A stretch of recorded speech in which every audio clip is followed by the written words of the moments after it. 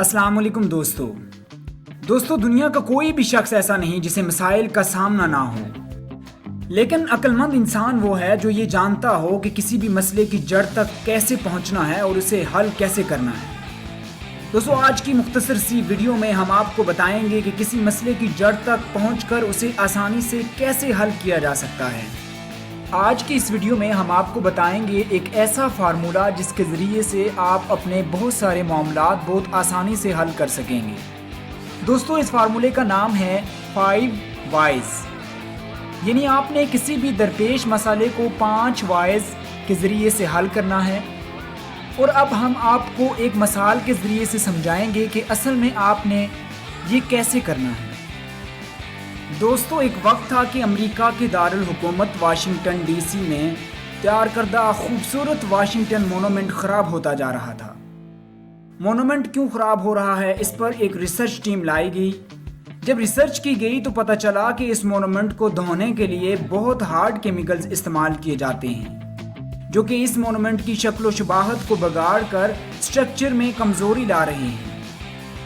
تو تحقیقاتی ٹیم نے اس بات کی تحقیق کی کہ اس مونومنٹ کی صفائی پر آخر اتنے ہارڈ کیمیکلز کیوں یوز کیے جا رہے ہیں۔ تو پتہ چلا کہ اس مونومنٹ کی دیوار پر اکثر بہت سارے کبوتر بیٹھے رہتے ہیں اور وہ یہیں پر پوٹی کر جاتے ہیں، جس کی وجہ سے اس کی دیواریں بری طرح خراب ہو جاتی ہیں اور انہیں صاف کرنے کے لیے ہارڈ کیمیکلز کا استعمال کرنا ضروری ہو جاتا ہے۔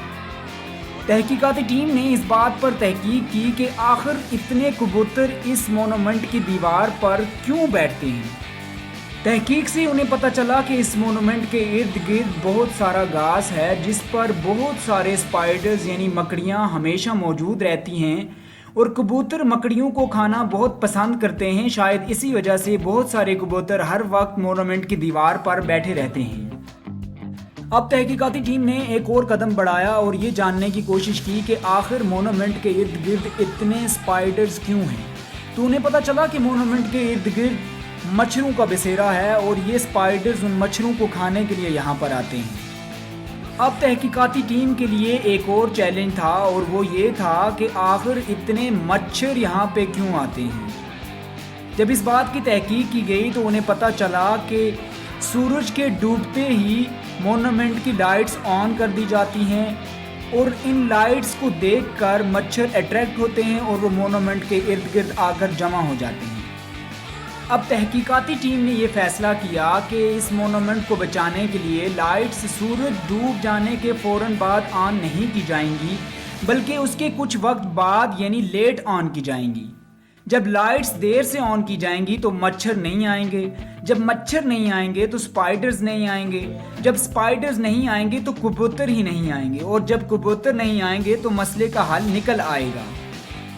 چنانچہ مونومنٹ کو خرابی سے بچانے کے لیے تحقیقاتی ٹیم نے یہ نتیجہ اخذ کیا کہ مونومنٹ کی لائٹس سورج کے ڈوبنے کے فوراً بعد نہیں بلکہ کچھ دیر بعد آن کی جائیں تو اس مسئلے کا حل نکالا جا سکتا ہے۔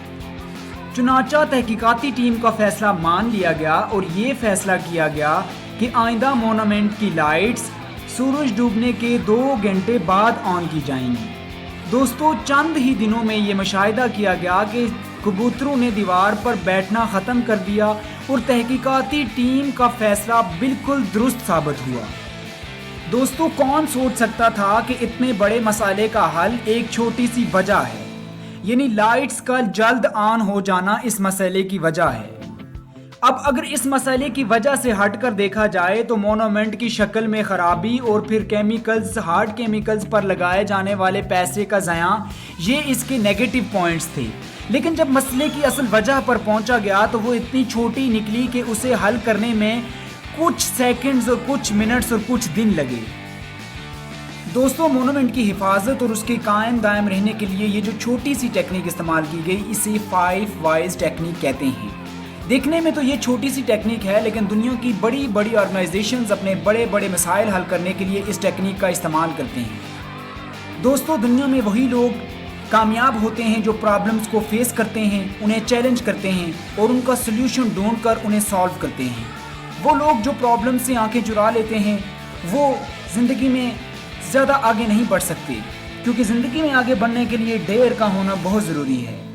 اور پرابلمز انہی لوگوں کو آتی ہیں جو زندگی میں کچھ کرتے ہیں، اور وہ لوگ جو کچھ نہیں کرتے وہ اپنے کمفرٹ زون میں رہتے ہیں اور انہیں زندگی میں کبھی کوئی پرابلم نہیں ہوتی.